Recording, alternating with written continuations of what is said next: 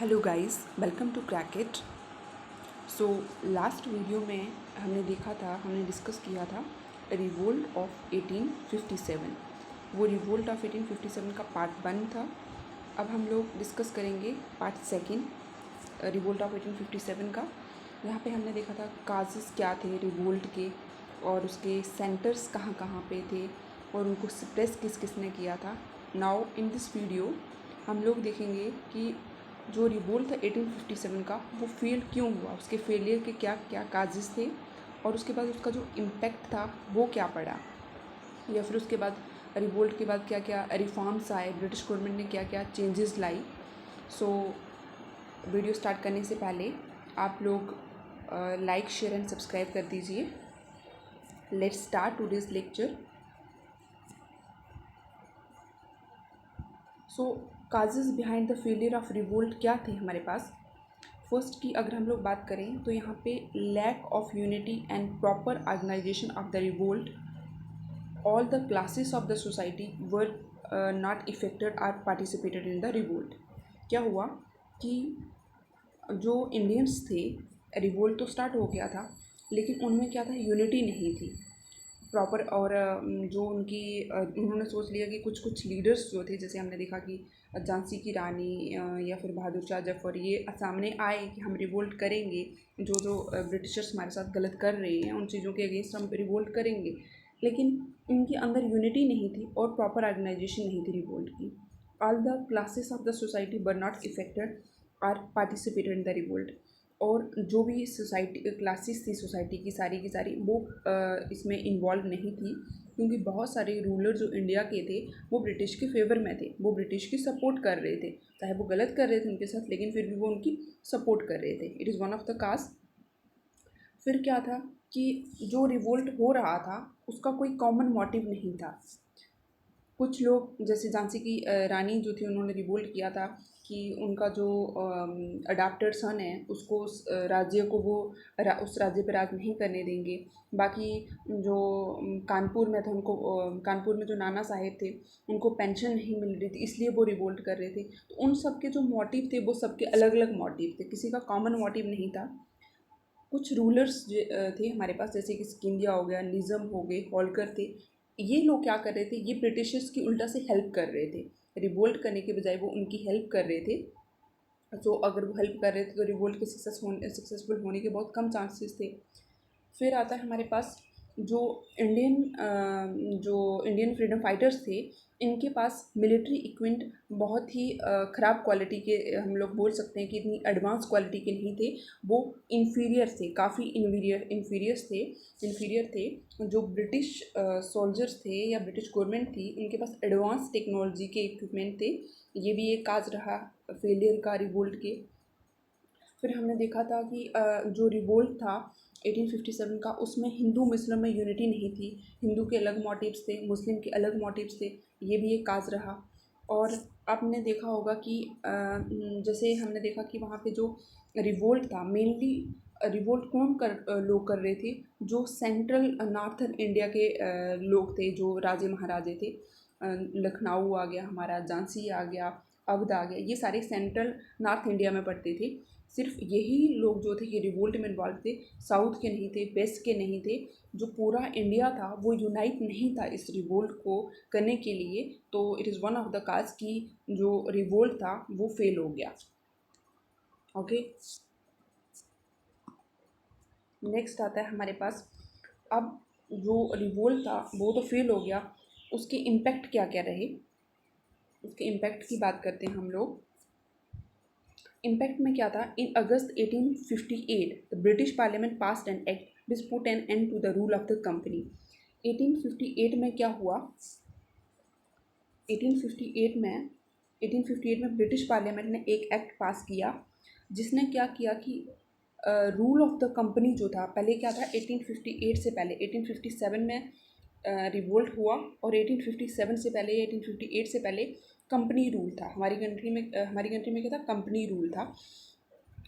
और जो रिस्पॉन्सिबिलिटी थी एडमिनिस्ट्रेशन की, अब इस रिवोल्ट के बाद क्या हुआ, जो रिस्पॉन्सिबिलिटी थी एडमिनिस्ट्रेशन की वो ब्रिटिश क्वीन और पार्लियामेंट को हैंड ओवर कर दी गई। पहले क्या था, कंपनी रूल था, और इस रिवोल्ट के बाद हमारी कंट्री में क्या शुरू हो गया, क्राउन रूल शुरू हो गया। ये एक इम्पॉर्टेंट पॉइंट है, बड़ी बार पूछा जाता है कि क्राउन रूल कब स्टार्ट हुआ। तो 1858 के रिवोल्ट के बाद क्या हुआ, क्राउन रूल स्टार्ट हो गया। पहले कौन सा रूल था, कंपनी रूल था। जब कंपनी रूल थी तो उस टाइम ब्रिटिश की क्वीन कौन थी, उस टाइम क्वीन थी क्वीन एलिजाबेथ, वहाँ की क्वीन थी queen Elizabeth.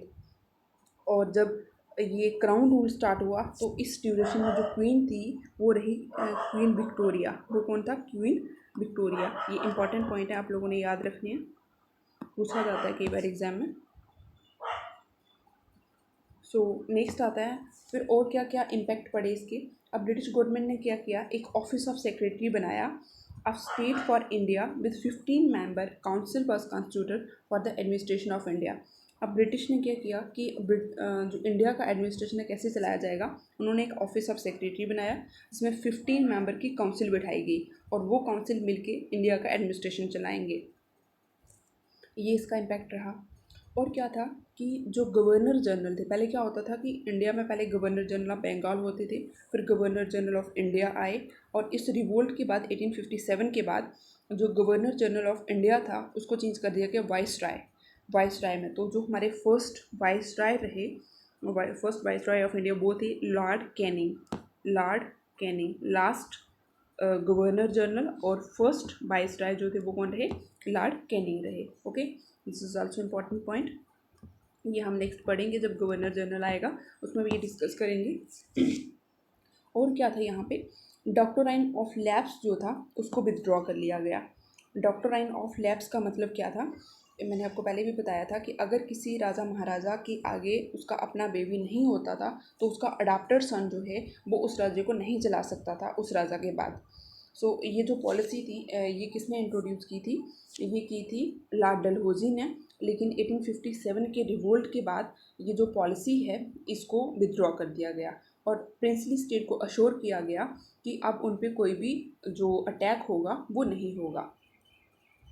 It is one of the impact of revolt of 1857।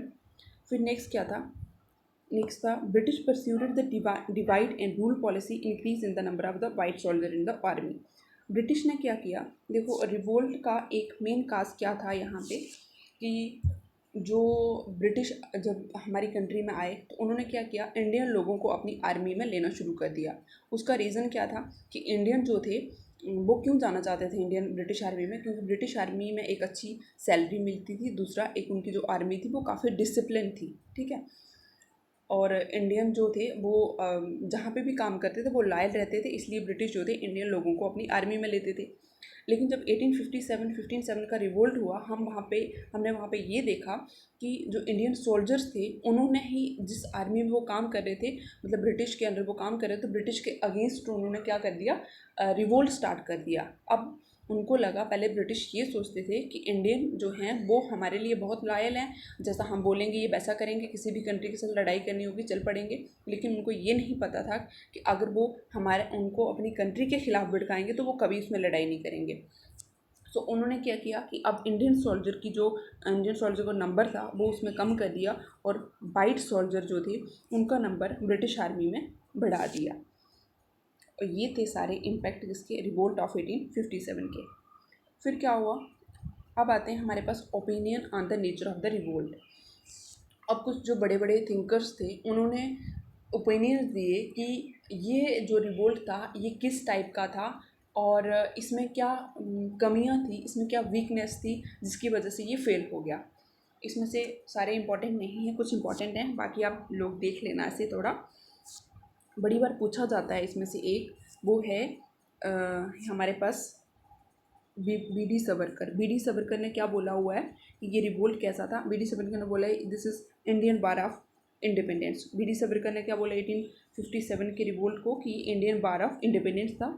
आउटरैमन Taylor ने क्या बोला हुआ है, एक हिंदू मुस्लिम कॉन्स्पायरेसी थी ये, ठीक है। बाकी टी आर होम्स ने बोला है conflict between the civilization and the बारबिज्म।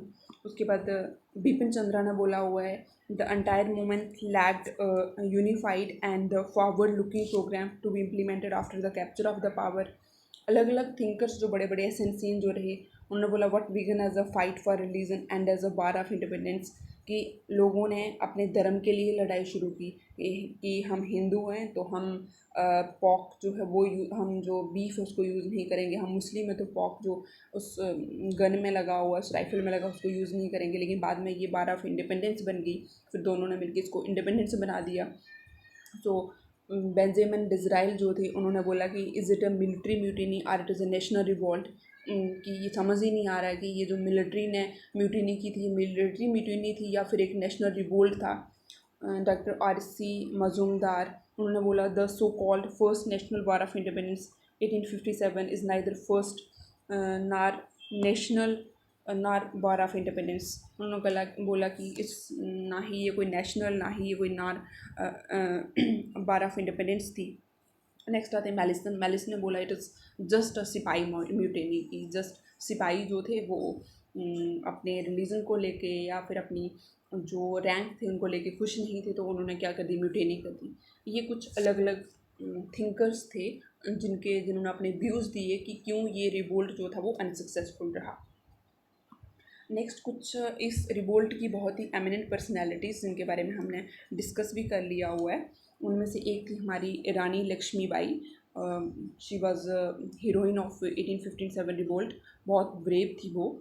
And इनका जो बर्थ था वो कहाँ पे हुआ था, ये इनका बर्थ जो है सॉरी एक झांसी की रानी थी और कानपुर में इनका जन्म हुआ था। Rani Lakshmibai nicknamed Manu was married to Raja Gangadhar Rao in 1842। The couple adopted a child in 1853 but Lord Dalhousie wish to annex Jhansi under the doctrine of lapse. क्या हुआ कि जो रानी लक्ष्मीबाई थी ये बहुत ही ब्रेव थी। इनकी कहानी सबने सुनी होगी, कहानी नहीं एक पोएम है इनके बारे में, खूब लड़ी मर्दानी वो झांसी वाली रानी थी। एंड इसको लिखा हुआ सुभद्रा कुमारी चौहान ने। ये ग्रेट लीडर रही हैं अपने टाइम की। इनकी शादी जो है, इनका जो निक नेम था वो मनु था और इनकी शादी राजा गंगाधर राव थे से 1842 में हुई। इनका कोई अपना बेबी नहीं था, तो इन्होंने क्या किया, 1853 में इन्होंने एक बेबी अडाप्ट किया और उन्होंने बोला कि जब हम नहीं रहेंगे तो इस राज्य को ये हमारा बेबी संभालेगा। बट लॉर्ड डलहौजी ने doctrine of lapse policy introduce की हुई थी कि अडाप्टेड सन जो है किसी राज्य को नहीं चला सकता। सो उन्होंने बोला क्यों नहीं चला सकता, और जब तक मैं हूँ तब तक ब्रिटिश गवर्नमेंट जो है वो झांसी को अपने कब्ज़े में नहीं ले सकती, मैं आखिरी सांस तक लड़ाई करूँगी। और आखिर में यही हुआ, रानी ने कभी सरेंडर नहीं किया और 1857 के रिवोल्ट में वो अंग्रेज़ों के अगेंस्ट लड़ाई करते हुए शहीद हो गई। कहाँ पे, कल्पी नियर झांसी में। Okay, this is all about Rani Lakshmibai. And कुछ जो एमिनेंट लीडर्स थे उनके बारे में मैंने कल भी आपको बताया था। जैसे कि हमारे पास बहादुर शाह जफ़र के बारे में मैंने बताया था आपको। बहादुर शाह जफ़र जो थे वो कहाँ से विद्रोह कर रहे थे, वो कर रहे थे दिल्ली से। दिल्ली में जब वो उनको लगा कि ये हारने वाले हैं तो वो कहाँ भाग गए, रंगून में चले गए। कहाँ चले गए, रंगून में चले गए।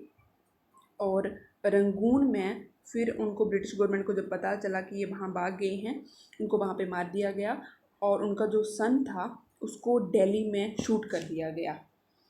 ये लोग जो थे कुछ लोग जो थे जब उनको लगा कि हारने वाले तो यहाँ से भाग गए।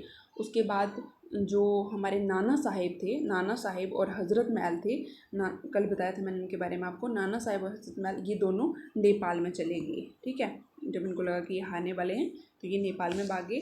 This is all about the revolt of 1857। तो आज का लेक्चर यहीं पे कंप्लीट होता है। मिलते हैं नेक्स्ट लेक्चर में। Till then bye bye, take care.